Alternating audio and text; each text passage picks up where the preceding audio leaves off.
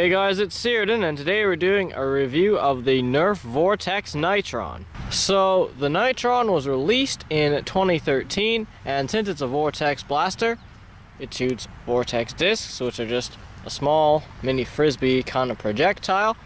And Nitron was really the first Vortex blaster to be released, and it was also the first and only flywheel powered Vortex blaster. So the Nitron was also a magazine-fed blaster. As you can see, it's got a 20 round magazine, which is a pretty large capacity, and it was the second largest disc holding device in the Vortex series. The other one was the 40 dart drum, which is double the size, but it goes in like that.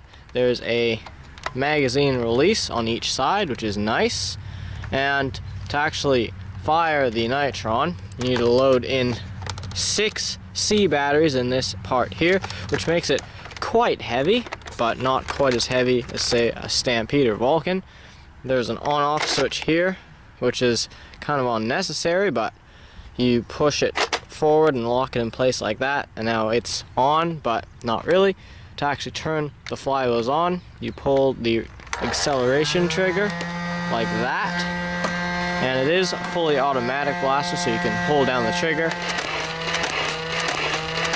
and it fires away. Not super great rate of fire, but I mean, it was okay for its time. So now we're going to go over some of the features of the Nitron. So on the front there is a small iron sight, which you could also use as a sling attachment point. And of course, it doesn't have a barrel attachment point because it is a Vortex blaster. It's got a built-in grip here, which you can't remove, and it's pretty comfortable.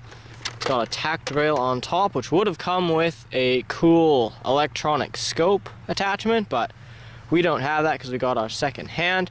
And you can also point out that you can see the actual flywheel stick out because they're horizontal flywheels. And there's the mag well. There's also the mag release, the acceleration trigger here, and the firing trigger. There's the button on back, which I already talked about. There's another sling attachment point, and the back stock, which is also all one piece, can store an extra magazine if you happen to have one, but it's not the most greatest at holding the magazine, as you can see, and it barely works with heavier things. So if you somehow manage to jam the Nitron, which isn't all that hard, you might be wondering how you actually on-jam it, because there's no like jam door or de-jamming switch like most Vortex blasters have, but instead you actually pull back on this is the like on-off button. If you pull it back, if you had a jam disc in there, it would fall out, but I don't really have a jam disc, so I can't show you that, but just take my word for it. So that's it for the overview of the Nitron. Now we're going to move on to the range test. Hey guys, it's Tom, and today we're here at the range to range test the Vortex Nitron. So we're just going to be shooting Vortex discs, because I mean you can't really shoot anything else out of it. Anyway, starting off with flat shots, let's go. Okay, now angled shots. Okay, that's it for shooting the discs. Now let's check the ranges. Okay, so our first shot here is around 43 feet. Our other one is also around that. Then we have another one at 44 feet.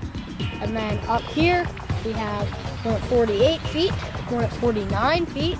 And our last shot is around 50 feet. No, angled shots, like in most Vortex blasters, actually shoot worse than flat shots. Just something to note. Anyways, that's it for the range test. Now on to the conclusion.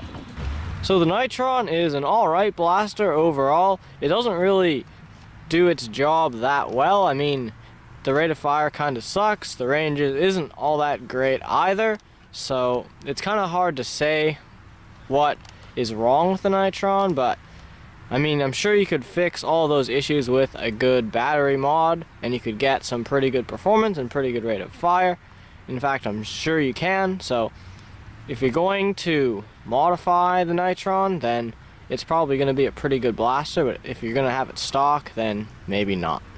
So the Nitron is really your only option if you want a flywheel powered Vortex blaster, because they never really made any more after the Nitron, which is kind of strange. I'm not really sure why, but it's really your only option. And I mean, there are other Vortex blasters that simply perform better than the Nitron, so if you want a good performing blaster in the Vortex series, you could get like a Proton or a Praxis or something, because they hit a bit harder and you could probably get the same or better rate of fire. So if you're gonna mod the Nitron, then I would recommend it if you like Vortex blasters, but if you don't, it's really not a great blaster on its own, so I don't think I could really recommend it.